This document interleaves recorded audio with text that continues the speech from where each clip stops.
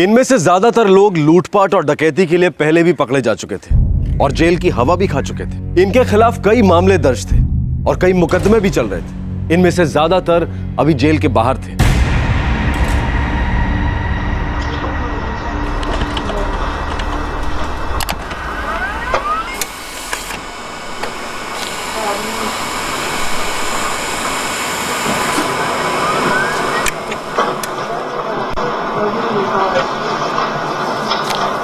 प्रतीक,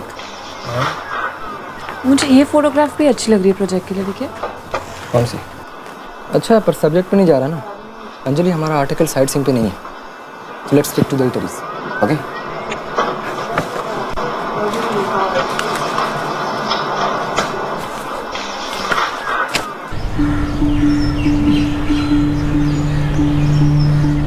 अंजलि, बेटा मैं ऑफिस के लिए निकल रही हूँ। किचन में ब्रेड और एग्स रख दिया, उठ के ब्रेकफास्ट कर लेना। अंजलि उठ जाओ बेटा। अच्छा मैं जा रही हूँ, बाय।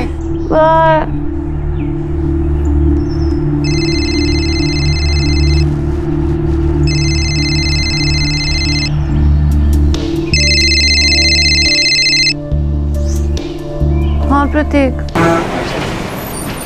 हाँ अंजलि, रचना ने एक नया असाइनमेंट दिया है, ओल्ड बिल्डिंग्स ऑफ मुंबई। तुम करना चाहोगी? या ऑफ कोर्स। ओके, तो एक काम करो, मुझे चर्चगेट में आकर मिलो अराउंड 10:30 बजे फिरोज के पास।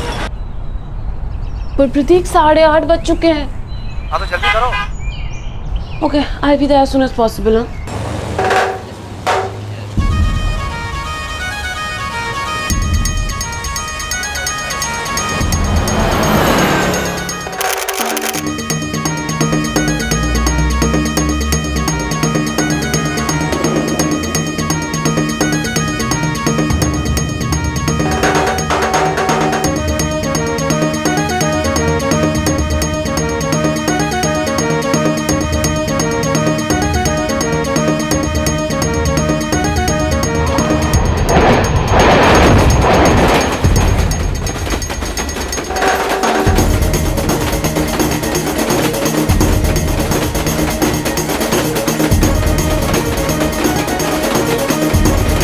अगला station Elphinstone road. Next station Elphinstone road.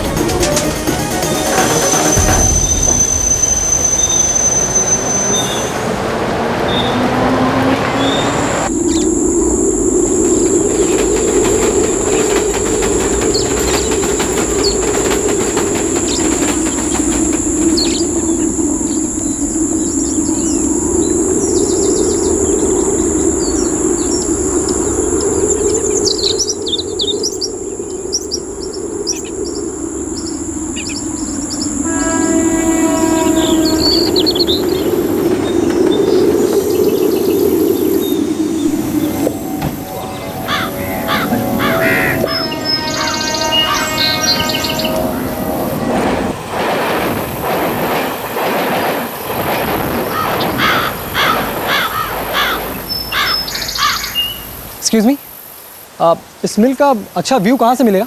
अच्छा, ये दीवार पार कर लो, अच्छा भी मिलेगा। अच्छा उस तरफ? हाँ ओके, थैंक यू। आ जाओ।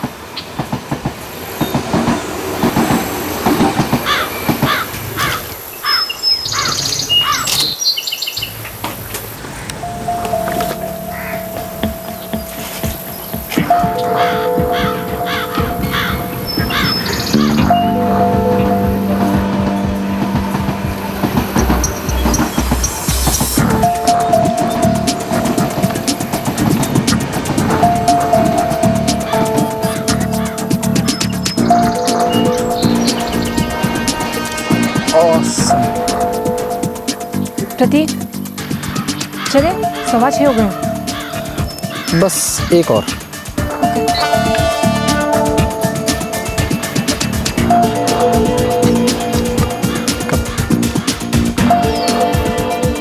अच्छा शॉट। ओए, हाँ चलो, हमारे बॉस ने तुम लोगों को बुलाया। क्यों? अभी रेस्ट्रिक्टेड एरिया ये, फोटो खींचना मना है यहाँ पे। अरे पर अब जब हम आए थे तो इन दोनों से पूछा था, इन्होंने कुछ बताया नहीं। हाँ हाँ, अबे तू हमें नहीं जानता, लेकिन हम तुझे जानते हैं। इस मिल में कई सारे मर्डर्स हुए हैं, वो सब तूने किया है ना?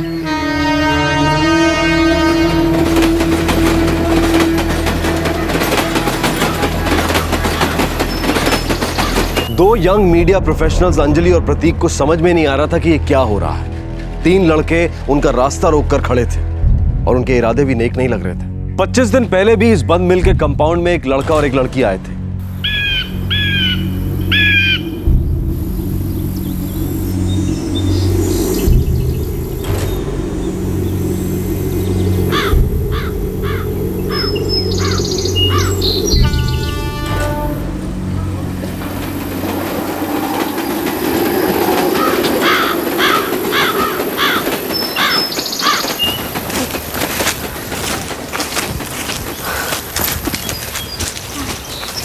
क्या हुआ? चलो।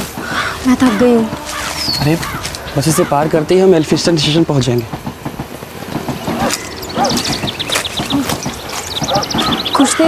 कुछ देर बैठे क्या? चल आगे चल के बैठते हैं, चल।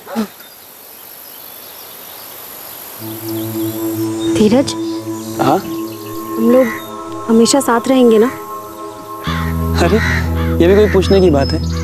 हाँ भारती, मैं पहले एक अच्छी सी जॉब ले लूँ और फिर एक अच्छा सा घर, जैसा तेरी आई चाहती है। फिर शादी के लिए आऊँगा ना तेरा हाथ मांगने तेरे घर।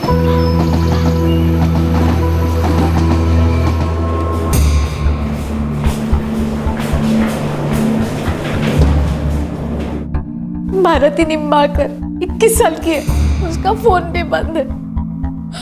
मैंने उसके फ्रेंड धीरज शर्मा का भी फोन ट्राई किया था। फ्रेंड? कहीं ऐसा तो नहीं उसी के साथ चली गई? प्यार या शादी के लिए आपने इनकार किया? नहीं साहब, ऐसा कुछ नहीं है। उन दोनों के पास तो भाग जाने की कोई वजह ही नहीं थी। पिछले हफ्ते ही तो धीरज से मिली थी मैं। भारती लेकर आई थी उसे घर। धीरज, भारती, देखो मैं तुम दोनों की दोस्ती के खिलाफ नहीं हूँ, पर शादी अभी नहीं। पहले तुम दोनों को अपना करियर बनाना चाहिए। धीरज, पहले तुम एक घर लो, भाड़े पे ही सही पर लो। अपने आप को थोड़ा वक्त दो, बाद में देखेंगे आगे क्या करना है। आंटी जी, मैं समझ रहा हूँ आप क्या कह रही हैं, और आप बिल्कुल सही कह रही हैं। आप जैसा कहेंगी ना आंटी, हम वैसा ही करेंगे। वो दोनों ये बात समझ गए थे। उनके भागने का तो कोई सवाल ही नहीं उठता है। ठीक है, हम उनकी फोटो सर्कुलेट करवा देते हैं और उन्हें ढूंढने की कोशिश करते हैं।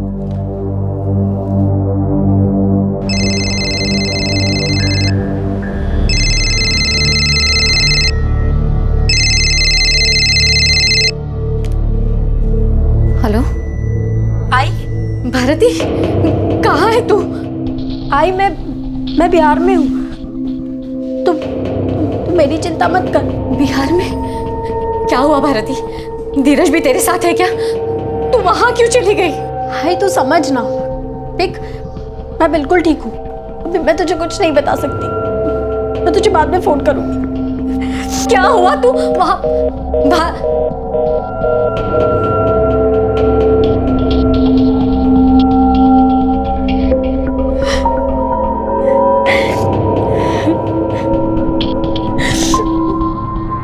भारती और धीरज के पास इस तरह से भाग जाने की कोई वजह नहीं थी, लेकिन फिर भी वो ऐसे क्यों चले गए थे? क्या मिल कंपाउंड में उनके साथ कुछ हुआ था?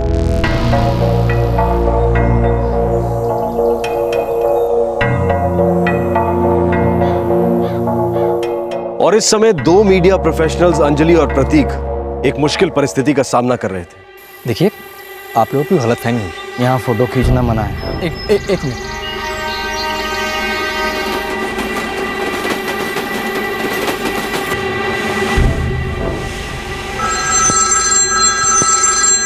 हाँ प्रतीक, बोलो। हाँ रचना, हम लोग एल्फिंस्टन रोड के एक मिल के कंपाउंड में असाइनमेंट के लिए फ़ोटो खींचने आए थे। इनफैक्ट अभी भी वहीं पर है। और यहाँ कुछ लोग हैं जो कह रहे हैं कि ये एरिया रिस्ट्रिक्टेड है। अच्छा ठीक है, एक काम करो, तुम सारे फोटोग्राफ्स उन्हें दिखाओ और सामने इरेज कर दो। ओके? ओके। और सुनो, जितना जल्दी हो सके तुम और अंजलि निकलो वहाँ से, ठीक है? देखिए भाई साहब, हम लोग जितने भी फोटोज़ खींचे सब इस कैमरा में और आपके सामने डिलीट कर रहे हैं। अब तो कोई प्रॉब्लम नहीं है ना? एक बार बोला ना नहीं, तुम लोगों को हमारे साथ चलना पड़ेगा। पर हाँ, ना नुकर की ना बहुत महंगा पड़ेगा। आप कैमरा ही रख लीजिए। आप ये लीजिए। हम रख। ठीक है, आप लोग ये फ़ोन रख लीजिए, हमने इसमें भी कुछ फोटोग्राफ। आखिरी बार बोल रहा हूँ, तुम लोगों को मेरे साथ चलना पड़ेगा। चलो।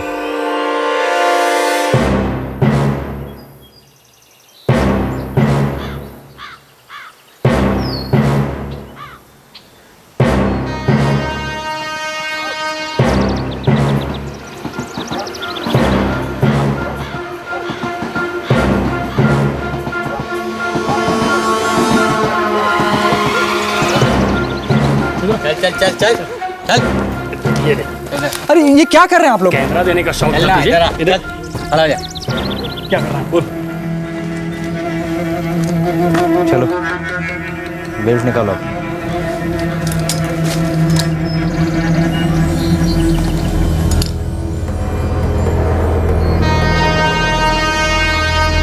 उसे छोड़ो, उसने कुछ नहीं किया है। उसने छोड़ो, उसने कुछ नहीं किया। तुम्हें अब्दुल देखिए, रुकिए, आपको कोई गलतफहमी हो रही है। उसने कुछ नहीं किया है। ये जो है ना, वांटेड है ये। वो वांटेड नहीं है, वो मेरे साथ काम करता है। हम लोग तू सिखाएगी मुझे? हाँ, वो काम करता है मेरे हम सब जानते हैं। ए, इसका ध्यान रख। तब हम इस लड़की की पूछताछ करते हैं। चले, लेके चल इसे। चल। ए चल चल। अल्लाह। अरे कहाँ ले जा रहे हैं इसे? प्रति गलत कर रहे हैं आप लोग। अरे कहाँ ले जा रहे हो उसे? अरे हेलो।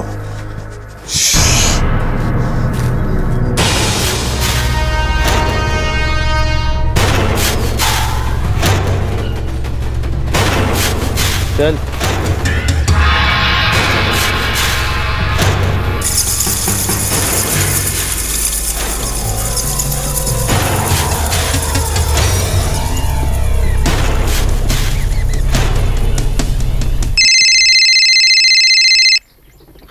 हाँ, उठाना मत।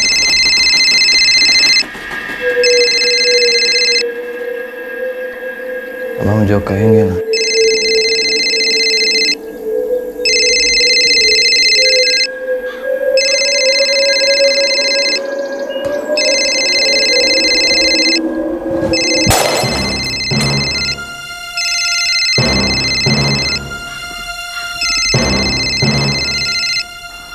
अपनी माँ से बोल तो ठीक है, और घर देरी से आएगी आज। माँ, मुझे घर आने में थोड़ी देर हो जाएगी। मैं आपको थोड़ी देर में कॉल करती हूँ। अंजलि,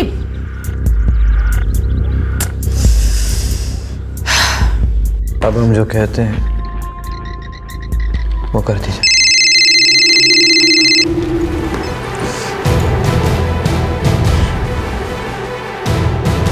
अब हम जो कहते हैं वो कर दीजिए।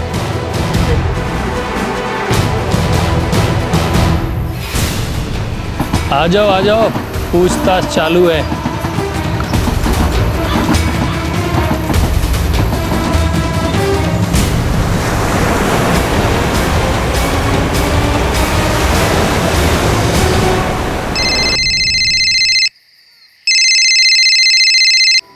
हाँ सोनिया, हम लोग रेडी हैं, बस निकल ही रहे हैं। प्रकाश भैया, मुझे अंजलि की बहुत चिंता हो रही है। क्या हुआ? मेरी कुछ देर पहले उससे बात हुई थी। मुझे तभी कुछ ठीक नहीं लग रहा था। वो ठीक से बात भी नहीं कर रही थी और अब उसका फ़ोन भी स्विच ऑफ आ रहा है। ठीक है, तो हम लोग सीधा तुम्हारे घर ही आते हैं। ठीक है। रीटा, रीटा। हाँ, मैं रेडी हूँ। सोनिया का फ़ोन आया था, बहुत परेशान है। अंजलि अब तक घर नहीं पहुंची है। हम लोग सीधा उसके घर चलते हैं। हाँ, चलिए चलिए जल्दी। चलिए। एकदम घाई में ऐसा क्या लगता है? अरे भाई, अंदर पूछताछ चल रही है। अच्छा, अगर हमें भी कुछ सवाल पूछ लेना चाहिए।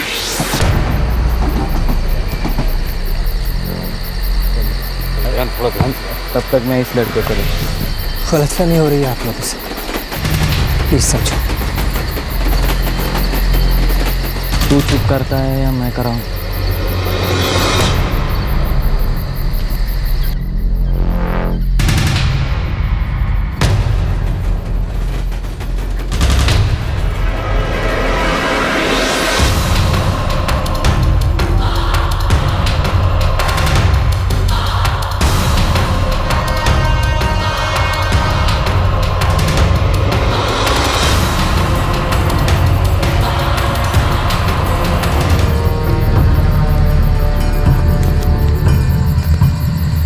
जल्दी खोलना अब्दुल, पकड़ बैग अपना। ले तेरा कैमरा, निकल। चलो निकलो। अबे चल, अबे चल ना।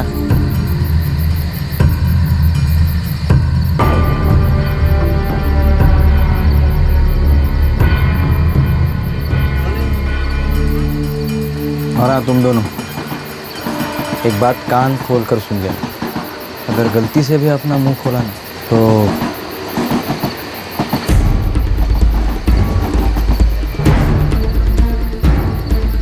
चलो किसको।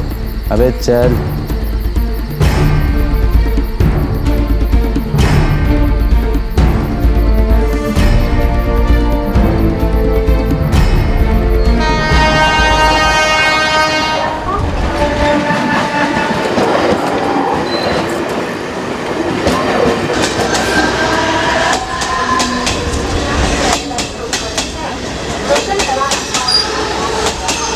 तुम ठीक हो? उन्होंने मेरा रेप किया है।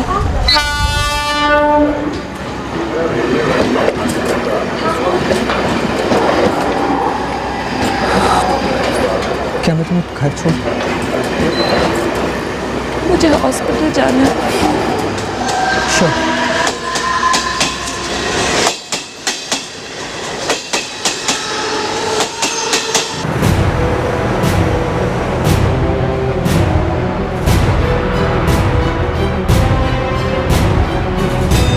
मैं अंजलि को लेकर हॉस्पिटल जा रहा हूँ। ठीक है, मैं सीधा हॉस्पिटल पहुंचती हूँ।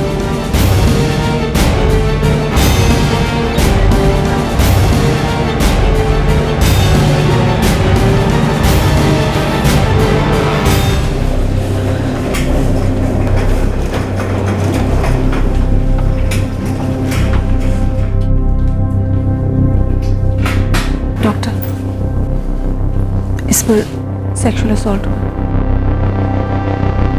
पुलिस को इन्फॉर्म करना होगा। मैं भी पुलिस से बात करना चाहती हूँ।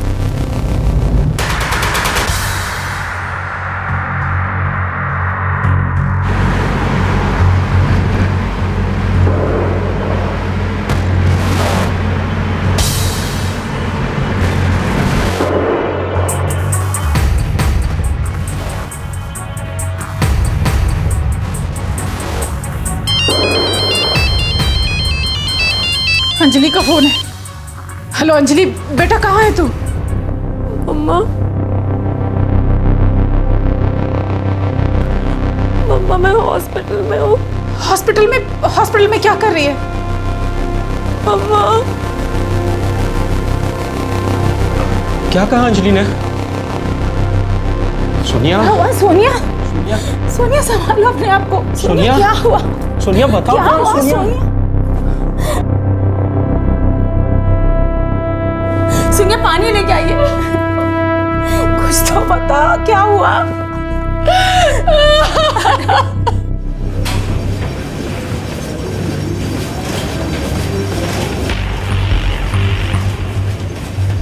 वो अंदर। एग्जैक्टली क्या हुआ था?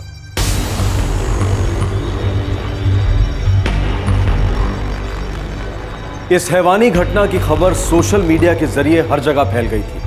पूरा शहर सकते में आ गया था। मुंबई को औरतों के लिए सबसे सुरक्षित शहर माना जाता रहा है, लेकिन इस घटना ने सच की धज्जियां उड़ा दी और पूरे पुलिस बल को कटघरे में लाकर खड़ा कर दिया।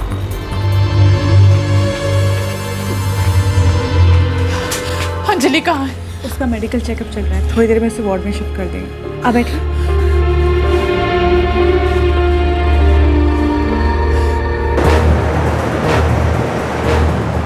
वो 5 लोग थे। जैन सर, हम लोग क्राइम स्पॉट पे पहुंच रहे हैं और फॉरेंसिक टीम भी पहुंच रही है। सभी आरोपियों के स्केचेस बनवाओ और सारे पुलिस स्टेशन में सर्कुलेट करवा दो। जी सर। सर मुझे लगता है ये सारे हिस्ट्री शीटर्स होंगे। मैं इस केस के लिए और पुलिस टीम्स अपॉइंट करता हूँ। जी सर। हर तरफ नाकेबंदी की तैयारी करवाओ, सारे पुलिस स्टेशन को अलर्ट करवा दो और उन्हें बता दो कि सभी आरोपियों के स्केचेस उन्हें जल्द से जल्द मिल जाएंगे।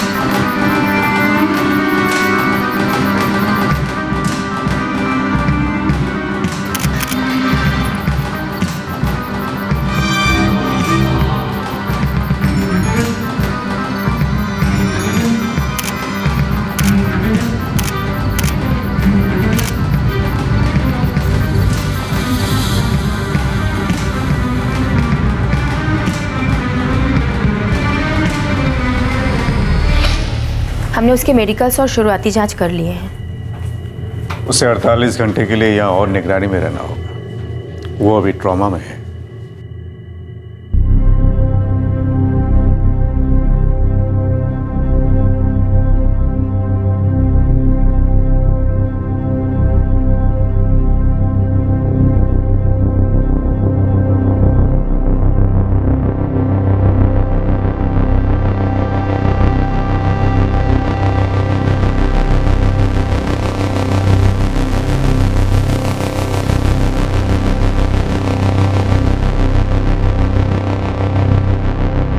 हमारे वहाँ पहुँचते ही जो 2 लोग मिले थे वो मीडियम हाइट के थे और उनकी उम्र तकरीबन 20-22 साल।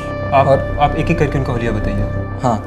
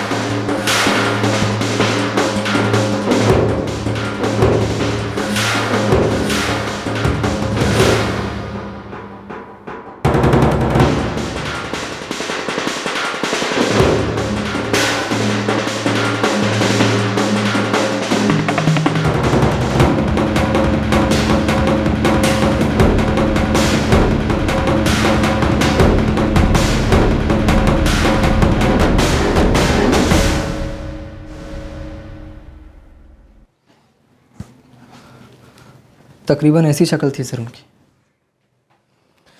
ये सारे स्केचेस हर एक पुलिस स्टेशन में भेज दो।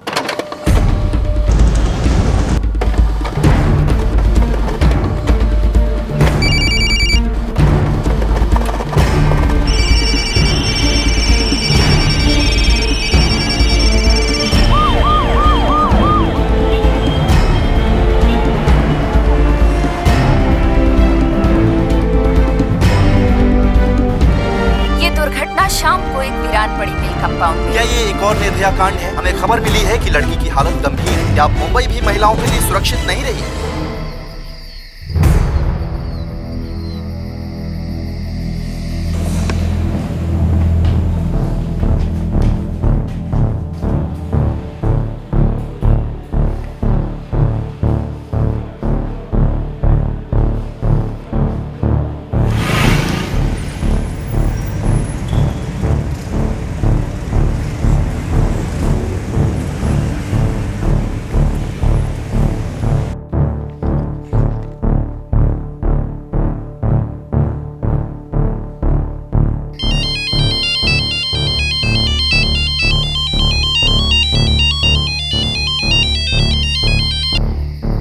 हाँ हेलो साहब। हाँ रेहान, कहाँ पे तू?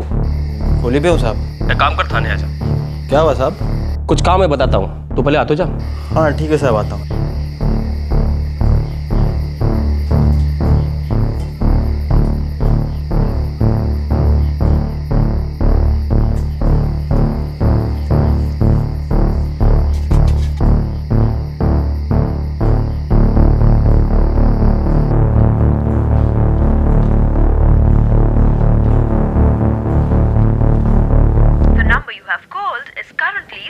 Off. Please try again later. The number you have called is currently switched off.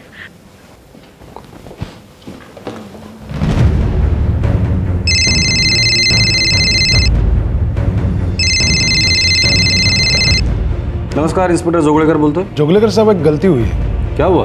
आपने जो स्केचेस भेजे थे उनमें से एक हिस्ट्री शीटर रेहान मलिक का भी है, जो कि हमारा खबरी है।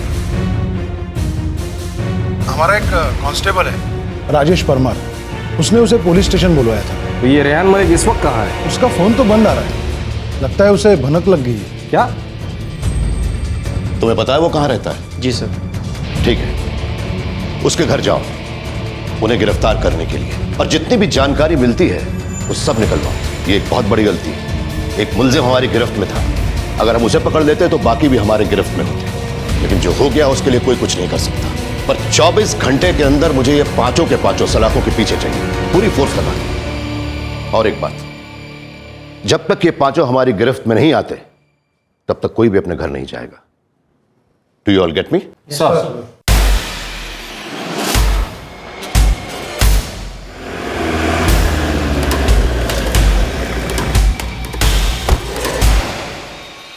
सर ये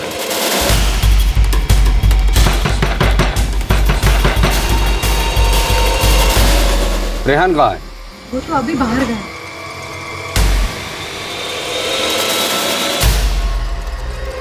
साहब हुआ क्या है साहब, कुछ बताइए तो सही। रेहान कहाँ है? उसने तो कहा कि वो पुलिस स्टेशन जा रहा है। अम्मी, मैं जरा जाके आता हूँ, देर हो गया आने में। पर तू जा कहाँ रहा है? वो पुलिस वालों ने बुलाया, जरा कुछ काम होगा, होके आता हूँ। लेकिन वो पुलिस स्टेशन पहुंचा ही नहीं है और अभी उसका फोन भी बंद आ रहा है। साहब अब मैं क्या बोलूं, वो हमेशा बोल के जाता है कि पुलिस का कुछ काम है, तो मैं उसे कुछ पूछती नहीं। एक काम करो, इस फातिमा का नंबर सर्वेलेंस पे डाल दो, हो सकता है वो झूठ बोल रही हो।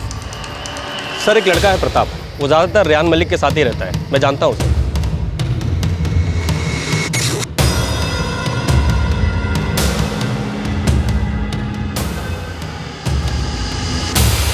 सलाम साहब, रेहान भाई ने भेजा। चलो रख, याद रखना।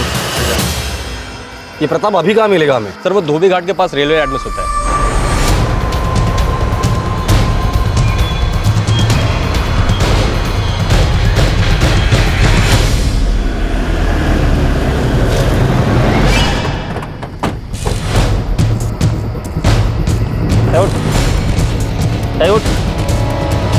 उठ रहे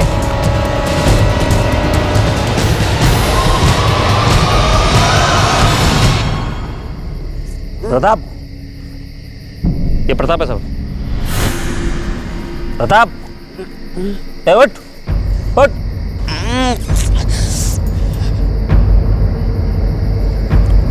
क्या हुआ साहब? रेहान कहाँ है?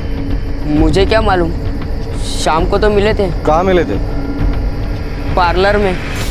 साहब हम पार्लर में पत्ते खेल रहे थे, फिर सब लोग चले गए। उस वक्त तुम्हारे साथ कौन कौन था? रेहान भाई, संजय भाई, जावेद भाई और मैं। इनमें से ये तो रेहान है, क्या इन लोगों को जानते हो तुम?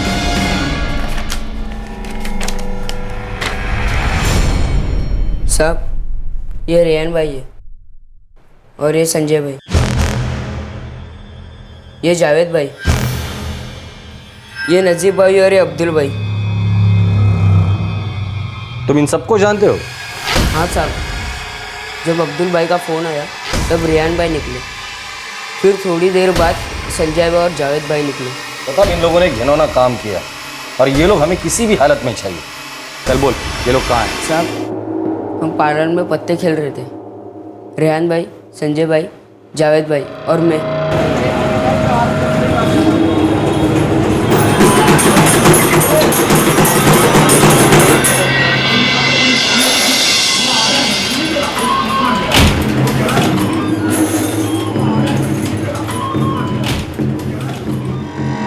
क्या पत्ते बांटे यार। अबे रुक। हाँ अब्दुल बोल। हाँ रेहान, 2 शिकार आए हैं अभी अभी। आजा आजा। अच्छा तू रुक, मैं आता हूँ। क्या हुआ अबे? अबे अभी अभी वहाँ 2 शिकार आए हैं। अच्छा मैं जाता हूँ, फिर तुम लोगों को फ़ोन करता हूँ, ठीक है? ठीक है, तो खेल। साहब पहले रेहान भाई गए, फिर कोई आधे घंटे बाद संजय भाई को अब्दुल भाई का फ़ोन आया। ओहो यार। अब्दुल? हाँ अब्दुल बोल। आ जाओ, पूछताछ चालू है। ठीक है, पहुँचता हूँ। बंद कर यार अब। उधर पूछताछ चालू है। चल छोटू, समेट ले। हाँ। उसके बाद मैं निकल गया, फिर पता नहीं क्या हुआ। इस वक्त ये लोग कहाँ मिलेंगे? क्योंकि रेहान को तो आइडिया हो गया कि हम लोग उसे ढूंढ रहे हैं। मुझे अब्दुल भाई और जावेद भाई का घर मालूम है, वो मैं आपको बता सकता हूँ। बोल। अब्दुल भाई भुजंग चाल में रहते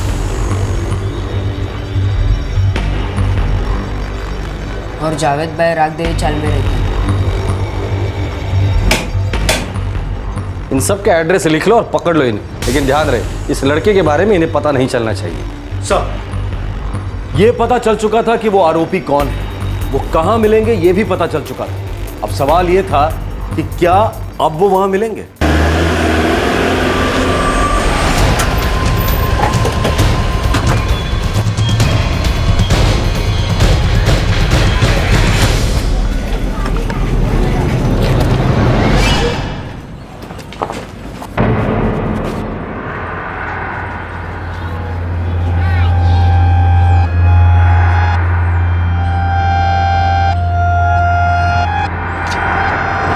अरे सुन, ये रूम नंबर 18 किधर है? अब्दुल बारी का घर। अब्दुल बारी सब, ये सीधा जाके लेफ्ट मार के रहेगा। ये पहला लेफ्ट? हाँ सब।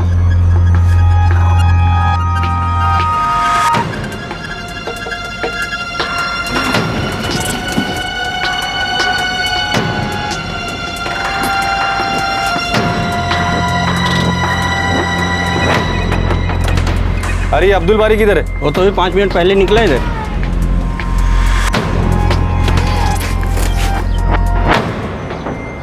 हाँ लगता है अब्दुल हमारे हाथ से निकल गया। तुम लोग तुरंत जावेद के पास पहुंचो। हाँ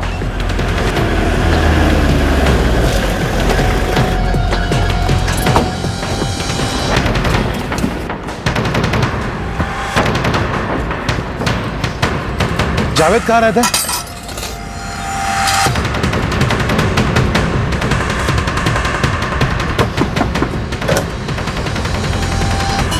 जावेद घर पे है? जी है। आप कौन? पुलिस। अरे बताइए भी तो सही, उसने किया क्या है? सर,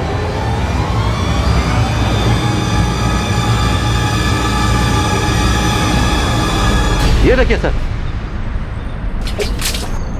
कौन है? चल। कौन है? अरे बताइए उससे, इसे कहाँ ले जा रहे हो? हुआ क्या? लेके चलो इसे। कहाँ ले जा रहे हैं? बताओ। अरे साहब मैंने क्या किया? चल बताते हैं क्या किया, चल।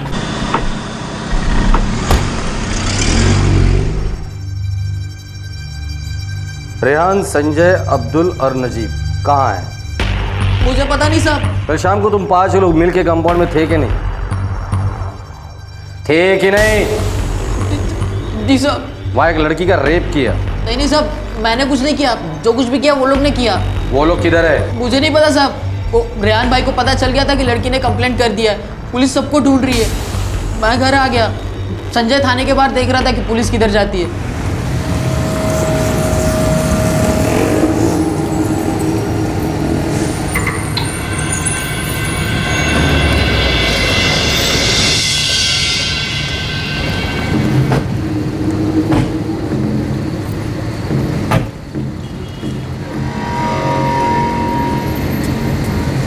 सब संजय को पता चल गया था कि प्रताप आपके हाथ लग गया है। और आज सुबह तुम लोग भागने की तैयारी में थे।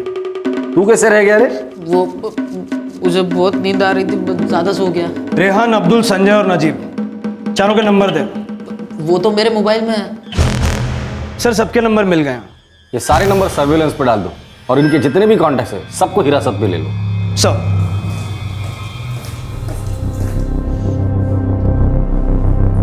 ध्रुव कल शाम यूएस से वापस आ रहा है।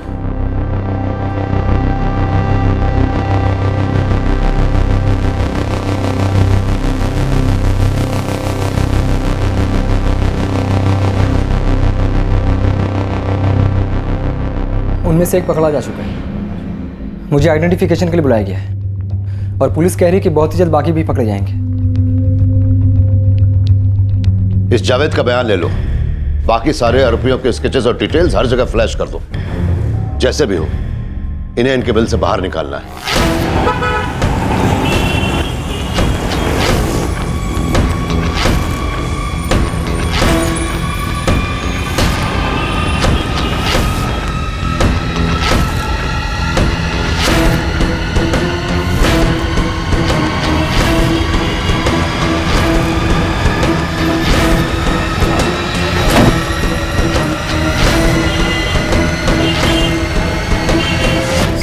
संजय अपने दोस्त के साथ कहीं रहता है,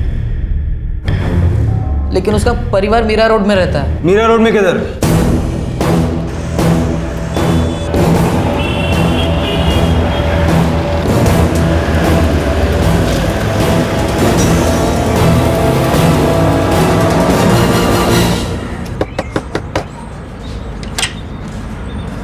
संजय,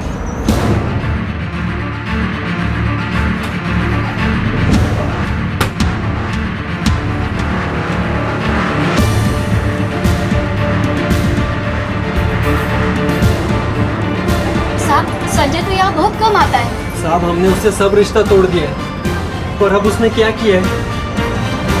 साहब अंदर नहीं है, तुम दोनों हमारे साथ चलो। चलो क्या है साहब, ओ साहब, आइए साहब, क्या किया साहब? सुनो तो सही साहब, क्या किया साहब? ओ साहब, सुनो तो सही। छोड़ दो ना साहब। साहब उसने कुछ नहीं किया है। साहब सुनो तो सही। साहब सुनो। साहब छोड़ दो। साहब सुनो तो सही। साहब कुछ नहीं किया। साहब मेरे को सच्ची नहीं मारेंगे। मेरी तो यहाँ से वो दुआ सलाम होती थी, मुझे नहीं पता कहाँ। ये सब अब थाने में जाके पता चलेगा। चल साहब लेकिन साहब मैं साहब नौकरी करता हूँ साहब। मैं मेरे भाई संजय से कोई लेना देना नहीं है। हम लोग साथ में भी नहीं रहते साहब। तो वो कहाँ रहता है? किसी दोस्त के साथ? वो हमको मालूम नहीं साहब। मैंने उसको एक बार गोविंद नगर चौल में देखा था साहब। वो वहाँ किसी अर्जुन के यहाँ रह रहा है। चल बता कहाँ रहता है वो, चल। साहब प्लीज मुझे जाने दो, मुझे काम पे जाना है साहब। जब तक संजय नहीं मिलता ना तू कहीं नहीं जा रहा है। साहब सुनो ना साहब। देख परवेश, तो दिन भर उसके साथ आवारागर्दी करता रहता है। बता दे किधर है वो? ऊपर वाले कसम साहब, पिछले 1 महीने से उससे नहीं मिला हूँ साहब। एक बात समझ ले, तो सच नहीं बताएगा तो यही सड़ता रहेगा। सच्ची बोल रहा हूँ साहब, आप मेरा यकीन तो करो साहब। बता चल, वो किधर है? अब्दुल किधर है? नहीं पता साहब। बताया नहीं ना? वही मालूम साहब।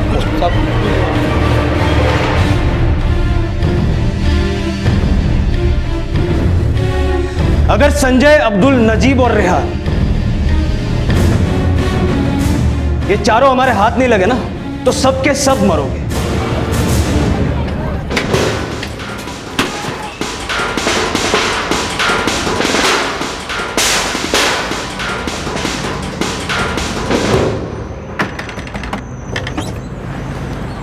अर्जुन जी, ये संजय भांगे किधर है? वो तो कल रात से ही घर नहीं आया साहब। अच्छा चल। साहब मैं सच बोल रहा हूँ साहब।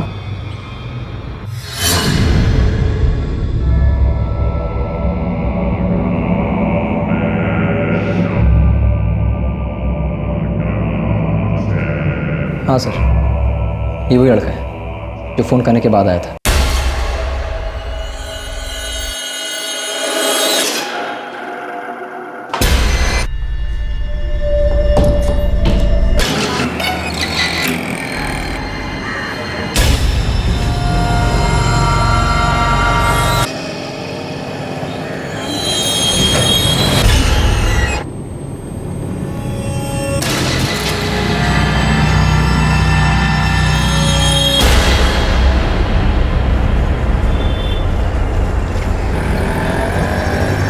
पुलिस उस हर सिरे को खंगाल रही थी जहां से उन आरोपियों के बारे में कोई भी जानकारी मिल सकती थी। सभी आरोपियों के स्केचेस हर जगह दिखाए जा रहे थे। पूरा शहर गुस्से की आग में दहक रहा था। क्या ये एक और निर्भया कांड है? क्या मुंबई भी महिलाओं के लिए सुरक्षित नहीं रही?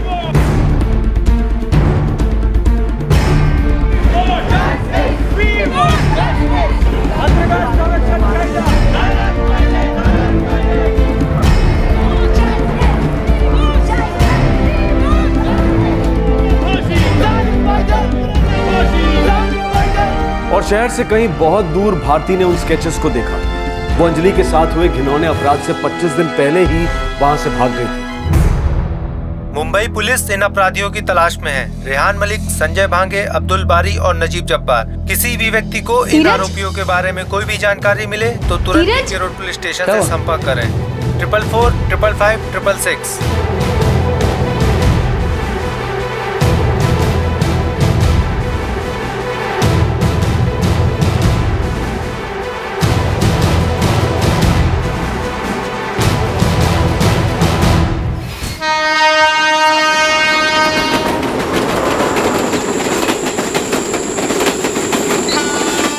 अच्छा चल, अब देर हो जाएगी। ठीक। ओए, यहाँ क्या कर रहे हो?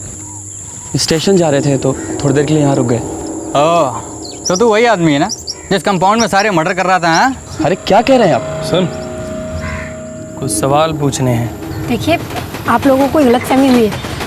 हम लोग तो यहाँ के रहने वाले भी नहीं हैं। अच्छा, तो फिर यहाँ क्या कर रहे थे? हाँ, मिल गए वो लोग, आ जाओ। अरे सुनो तो भाई। तू सुन। और ज़्यादा तकलीफ में नहीं पड़ना चाहता है तो जो कह रहे हैं चुपचाप करता जा, समझे?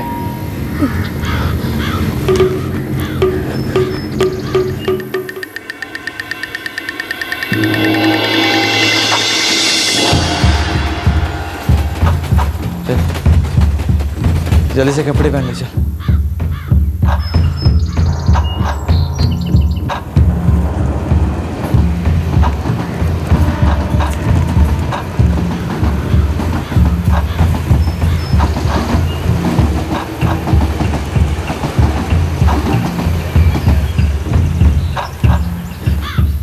अबे सुनो,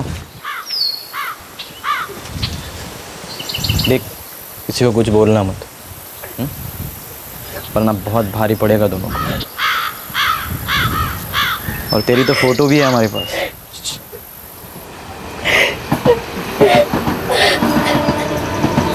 चलो फोटो।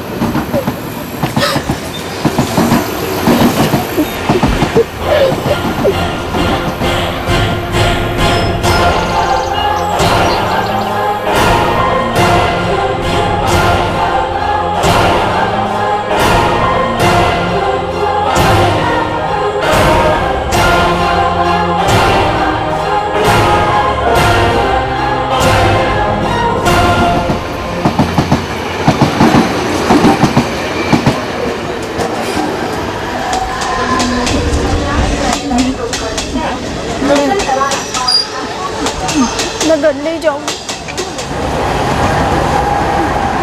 घर नहीं जाऊंगी, मर जाऊंगी। नहीं भारती, इसमें तेरी कोई गलती नहीं है। हम यहाँ से कहीं चले जाएंगे, किसी को कुछ पता नहीं चलेगा।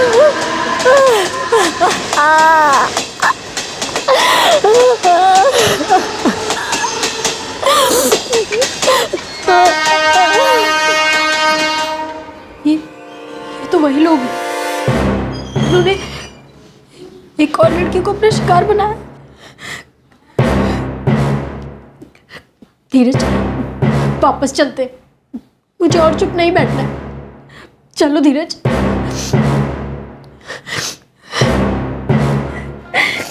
जब भारती को पता चला कि ये वही आरोपी हैं जिन्होंने उसके साथ भी वो अमानवीय अपराध किया था, तो उसने हौसला बटोरा और वापस लौटकर उसने अपने साथ हुए अपराध के खिलाफ लड़ने का फैसला किया। लेकिन उनमें से 4 आरोपी अब भी कानून के शिकंजे से बाहर थे।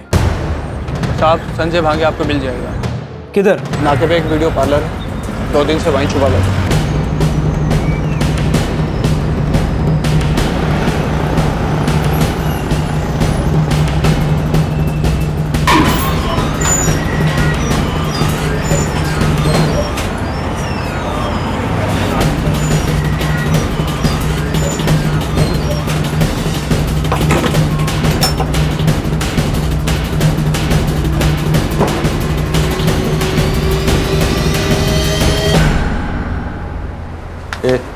चल।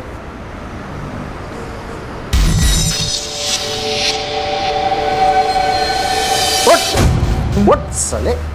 अरे उठ, क्या हुआ था? सोने का बहुत शौक है तेरे को।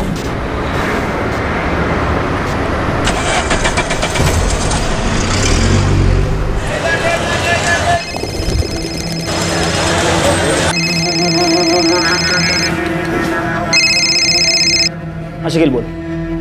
सर, एक लड़का है आदिल अंसारी, उसे नजीब जब्बार के बारे में पता है। फोन दे उसको। जी साहब। साहब, नजीब कल रात मेरे घर आया था।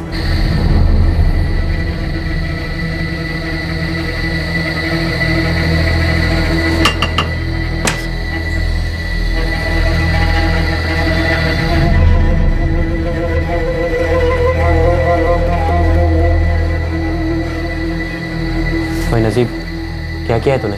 अरे कुछ नहीं यार, मैं कल चला जाऊंगा, ठीक है? तो टेंशन मत ले। देख, सच सच बता, ये जो लड़की का दिखा रहे हैं अखबार और टीवी में, कहीं तो उसमें तो शामिल नहीं है ना? क्योंकि उसी मिल की बात है जहाँ तू अक्सर जाया करता था। अरे तू मस्त रहना यार, तू टेंशन क्यों लेता है? मैं कल चला जाऊंगा, ठीक है? तुझे कुछ भी नहीं होगा। चल।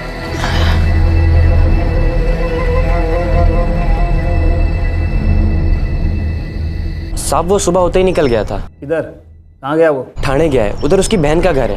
यही कोई 10 मिनट पहले निकला होगा। साहब मैं डरा हुआ था इसलिए रात को खबर नहीं किया। सुबह होते ही मैंने शकील को बोला। थाने का ठिकाना मालूम है? हाँ साहब।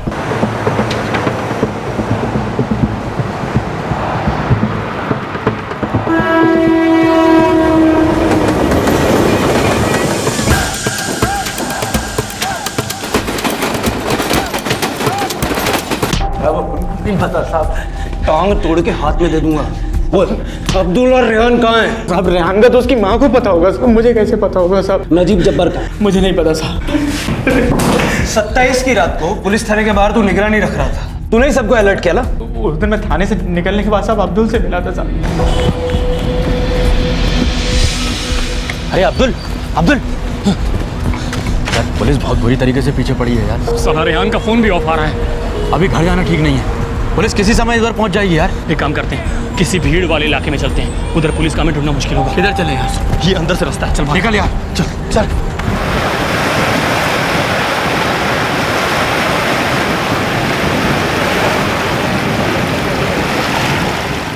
साहब उसके बाद सुबह तक हम लोग साथ थे साहब, फिर वो किधर गया साहब मुझे नहीं मालूम साहब। उसके बाद वो घर गया और फिर भाग गया। अगर अब्दुल नहीं मिला ना तो तेरा जीना बहुत मुश्किल हो जाएगा। साहब मुझे सिर्फ उसकी बीवी का पता है साहब। बोल। बस ही में रहती है साहब। एड्रेस बोल।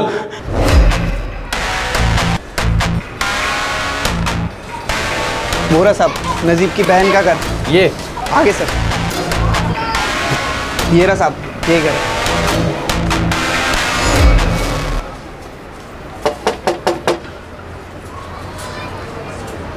नजीब कहाँ है? वो तो इधर नहीं आया साहब।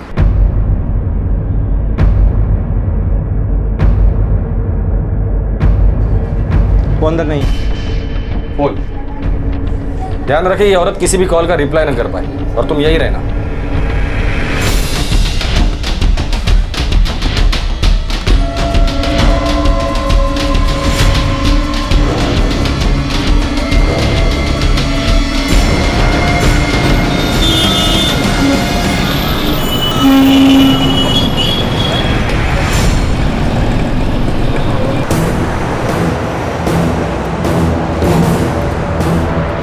सर हम अब्दुल की बीवी के घर पहुंच रहे हैं। नजीब अपने बहन के घर पे अभी तक पहुंचा नहीं है, लगता है पकड़ में आ जाएगा वो।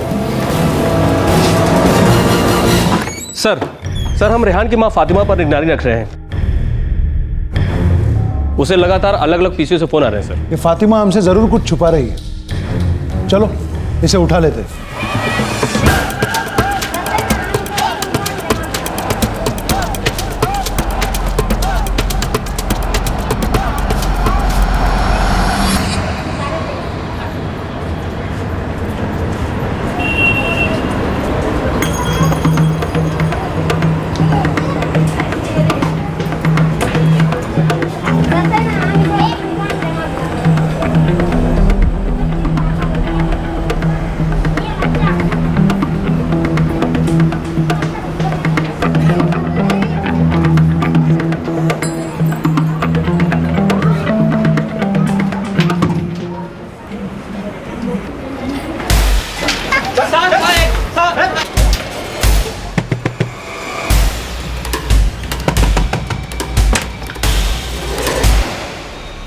जी शाहीन, आप मानते क्यों नहीं? सुनिए ना साहब, मेरी बात तो सुनिए। देखिए मैं सच बोल रही हूँ साहब, मैंने आपको उसी रात को बोला था कि मेरे को पता नहीं वो कहाँ है। वो निकलते समय इतना जो बोला कि पुलिस थाने जा रहा है।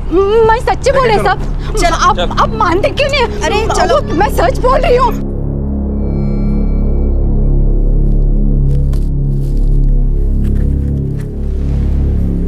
ठीक है, कंप्लीट चेकअप के बाद कल हम इन्हें हॉस्पिटल से डिस्चार्ज कर देंगे।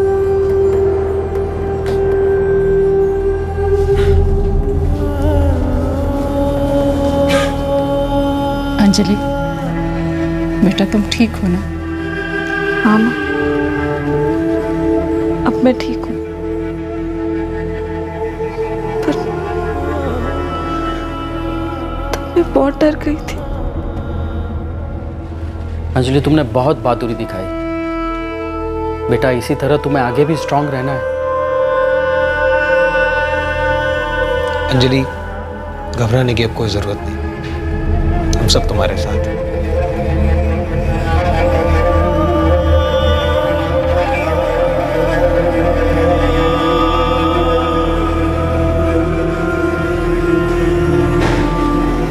अब कैसा फील कर रही हो अंजलि? ठीक हूँ। वो सब पकड़े गए? हाँ, 3 पकड़े गए, बाकी पकड़े जाएंगे। मैं उस दिन इतना हेल्पलेस फील कर रही थी। अब इस बात पे गुस्सा आता है कि मैं कुछ नहीं कर पाई। मन तो करता है कि सबको मार डालूं।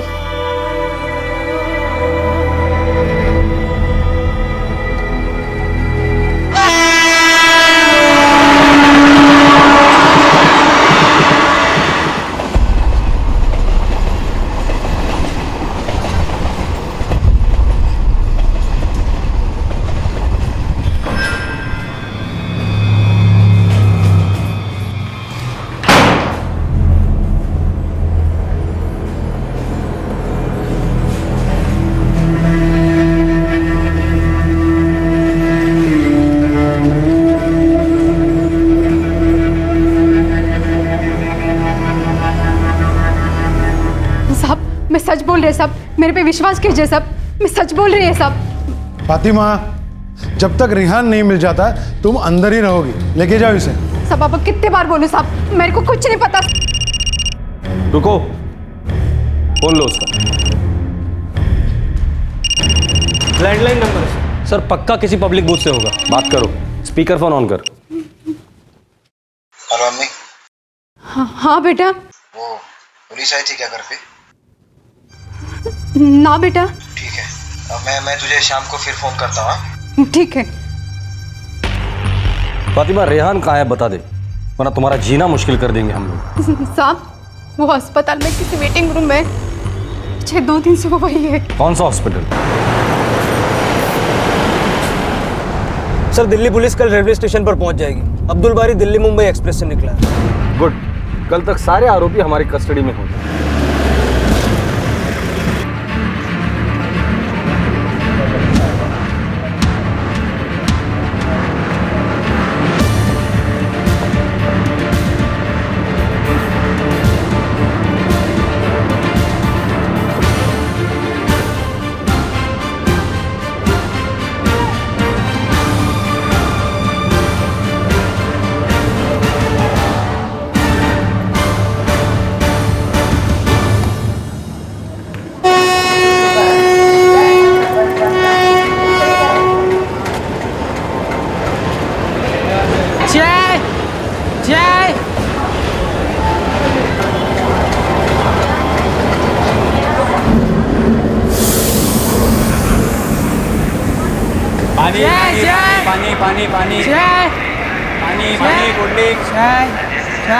सर वो ट्रेन से उतर गया है, ब्रिज की तरफ जा रहा है। ठीक है, आगे बढ़ो जल्दी।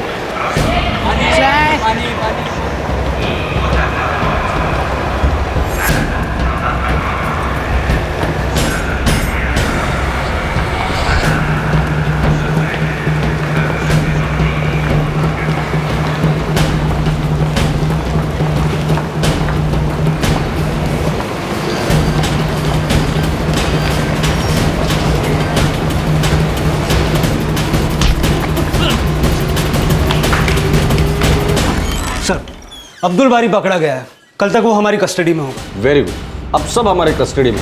सबके बयान ले लो और आइडेंटिफिकेशन करवा लो। सब। जुर्म होने के 65 घंटों के अंदर सभी मुल्जिम सलाखों के पीछे थे। इस बीच भारती भी वापस मुंबई आ गई थी।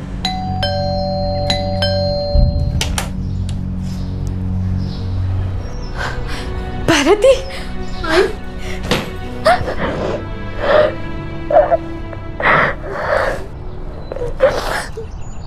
बेटा ऐसा क्या हुआ जो तू यहाँ से अचानक से चली गई?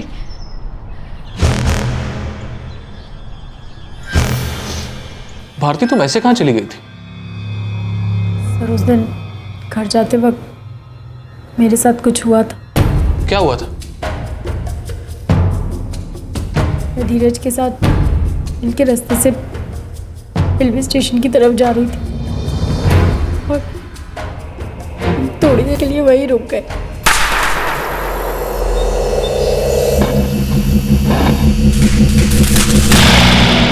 टीवी पर दिखाए गए स्केचेस में वो 3 लोग वही हमें वहां मिले थे। मैं बीके रोड पुलिस से बात करता हूँ। ये एरिया उनके अंडर आता है और वो लोग इस केस पर पहले से काम कर रहे हैं।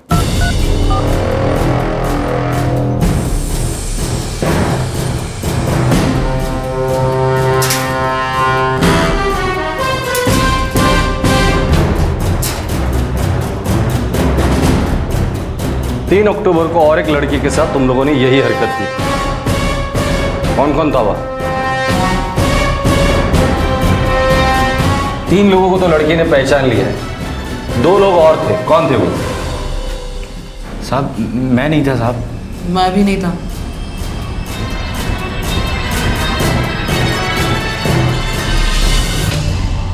साहब वो ये संजय का भाई था करण। साहब कुछ किया नहीं है साहब। और कौन था? कौन था? वो परवेज जलील था साहब। परवेज जलील, उसको भी तो उठाया था इन लोगों का पता करने के लिए। ये सब अब थाने में जाके पता चलेगा। ओ साहब आप क्या हुआ है साहब? इतने दिन हम लोग अंदर थे ना, वो संजय भी मिल गया आपको साहब। ये तुम्हारा करण भी रेप में शामिल था। क्या? चला क्यों चला करण? साहब इसे छोड़ दीजिए, इसे कुछ नहीं किया है साहब। साहब आपको कोई गलतफहमी हुई है साहब। साहब आपको कोई गलतफहमी हुई है साहब। साहब ये तो कंस्ट्रक्शन साइट में काम करते हैं साहब। साहब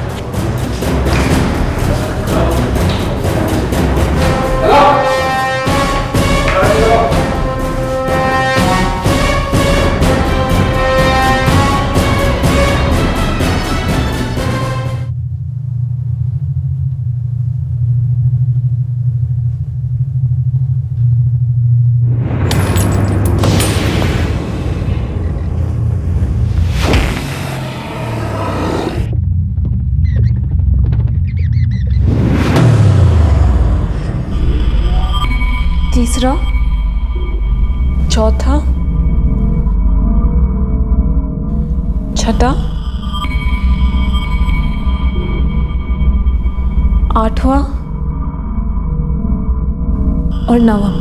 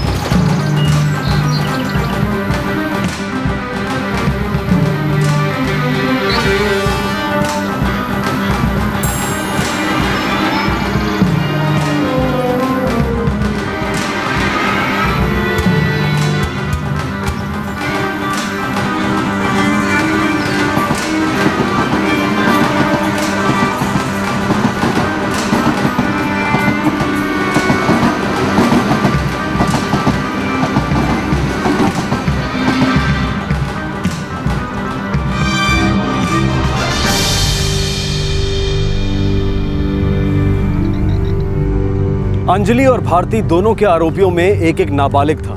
दोनों को जुवेनाइल होम भेज दिया गया है। जांच से पता चला कि इन आरोपियों ने बहुत सी औरतों को अपनी बर्बरता का शिकार बनाया था और बहुत सी औरतों ने शिकायत ही दर्ज नहीं की। सभी आरोपियों पर आईपीसी की धारा 120 बी के तहत आपराधिक षड्यंत्र करने के लिए, धारा 376 डी के तहत गैंगरेप करने के लिए, धारा 377 के तहत अप्राकृतिक तरीके से अपराध करने के लिए, 341 के तहत किसी पर गलत इरादे से अवरोध लगाने के लिए, धारा 506 के सेक्शन 2 के तहत किसी को चोट पहुंचाने और धमकाने के लिए, धारा 201 के तहत सबूत मिटाने के लिए, आईपीसी की धारा 323 के तहत अपनी इच्छा से किसी को बुरी तरह से चोट पहुंचाने के लिए, धारा 342 के तहत गलत इरादे से किसी को बंदी बनाकर रखने के लिए और धारा 34 के तहत एक ही मंशा से कई लोगों द्वारा कार्य करने के लिए बुक किया गया है। इसके अलावा अब्दुल बारी पर आईटी एक्ट के तहत सेक्शन 67A भी लगाया गया है। प्रशासन ने केस को फास्ट ट्रैक करने का वादा किया।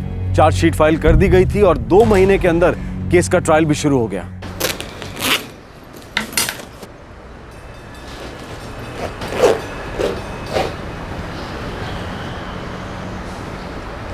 आई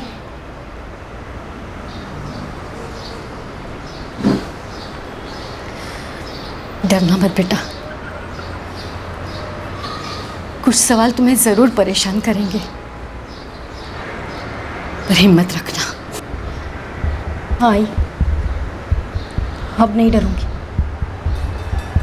अगर ये हिम्मत मैंने बहुत पहले दिखाई होती तो आज एक और लड़की को ये सब कुछ नहीं सहना पड़ता।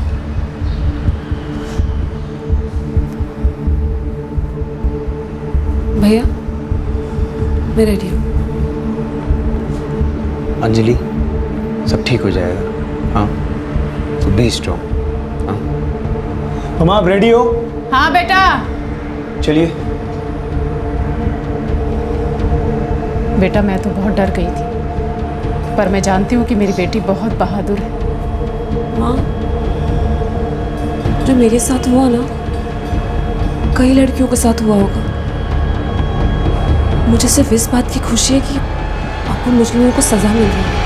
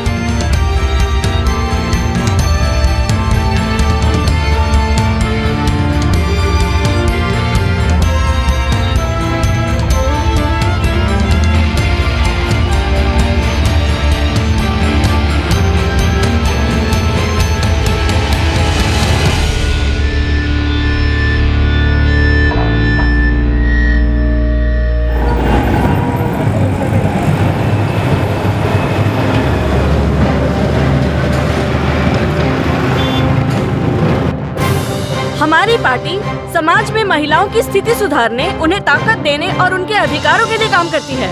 हम महिला सशक्तिकरण में विश्वास रखते हैं। महिलाओं का सम्मान करना हमसे बेहतर कौन जानता है। महिलाओं की सुरक्षा हमारी सबसे पहली प्राथमिकता है। हमने कन्याओं को हमेशा बढ़ावा दिया है। देखिए, हमारी सभी योजनाओं में महिलाओं के हित की बात है। हमारा घोषणा पत्र एक बार पढ़ें, उसमें महिला कल्याण की बात है। हमारे एजेंडे में सर्वोच्च प्राथमिकता है महिलाओं की सुरक्षा। हमारे उम्मीदवारों की लिस्ट देखिए, हमने सभी पार्टियों से ज्यादा अधिकतम महिला उम्मीदवारों को मैदान में उतारा है।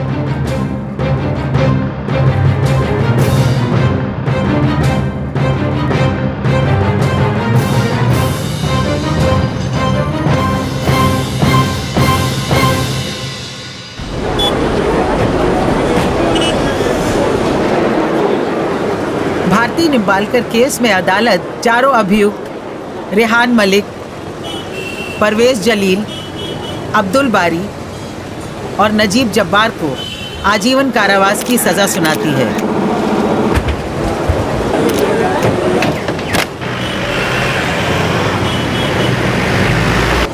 अंजलि केस में अभियुक्त संजय भांगे को भी आजीवन कारावास दिया जाता है। तीनों आरोपी रेहान मलिक, अब्दुल बारी और नजीब जब्बार को बाकी आरोपों के अलावा आईपीसी सेक्शन 376E के तहत भी चार्ज किया गया है। अगर इनमें सुधार की गुंजाइश ना भी बची हो तब भी कोई और कभी ऐसा करने की हिम्मत ना करे, ये सुनिश्चित किया जाना जरूरी है। इनके खिलाफ सख्त रवैया अपनाने की जरूरत है। आपराधिक न्याय का उद्देश्य ही सुधार और रोकथाम है। इस मामले के आरोपियों में कानून के लिए जरा भी इज्जत नहीं थी, खौफ नहीं था।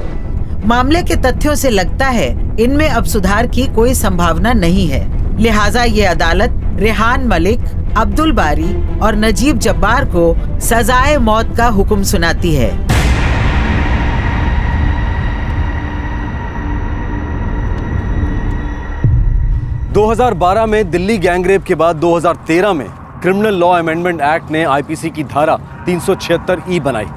इस सेक्शन के अंतर्गत बलात्कार के आरोपियों को एक बार से ज्यादा बलात्कार का आरोप सिद्ध होने पर सजाए मौत दी जाएगी। सभी दोषी अभी अपनी अपनी सजा काट रहे हैं।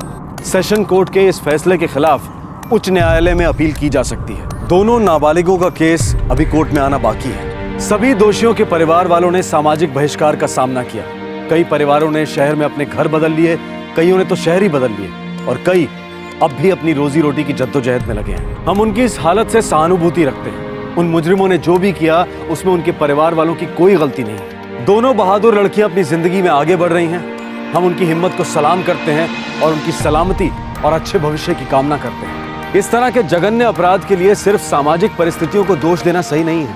इस तरह के जुर्म कानून और व्यवस्था में भारी खामी की ओर इशारा करते हैं और हमारे नेता इस न्याय और व्यवस्था प्रणाली को मजबूत बनाने और सुधारने की बजाय एक विकृत नजरिया पेश करते हैं और बाद में रोना रोते हैं कि उनके बयानों को तोड़ मरोड़ कर पेश किया गया था। साफ तौर पर यह गलती उन लोगों की है जिन पर व्यवस्था को मजबूत बनाने की जिम्मेदारी है, जो कानून बनाने वाली कुर्सियों पर बैठे हैं, जो अपराधियों को बचाते हैं और सिस्टम को कमजोर करते हैं ताकि उनके साथी जुर्म करके बच निकले, जो अपराधियों और उनकी हरकतों का साथ देते हैं, उनसे संवेदना जाहिर करते हैं, जो असल में महिला सशक्तिकरण, महिला सुरक्षा से दूर भागते हैं। हालांकि उनके घोषणा पत्रों और भाषणों में इसका जिक्र जोर शोर से किया जाता है। साफ तौर पे गलती हमारी भी है क्योंकि हम ऐसे लोगों को कुर्सियों पर बैठने का अधिकार देते हैं। गलती हमारी है कि हम सबसे बड़े लोकतंत्र होने का दम तो भरते हैं, लेकिन ऐसे लोगों के तले पड़े उन्हें हम पर राज भी करने देते हैं। गलती हमारी है जो इस दयनीय हालत में भी हम सब मंजूर किए हाथ पर हाथ धरे बैठे। आपसे फिर मुलाकात होगी क्राइम पेट्रोल दस्तक में एक और नए केस के साथ। तब तक अपना ख्याल रखें, सुरक्षित रहें और सतर्क रहकर एक अच्छे नागरिक का फर्ज अदा करें। जय हिंद। इस तरह के और भी एपिसोड देखने के लिए हमारे चैनल को सब्सक्राइब करें और बेल आइकन दबाना ना भूलें।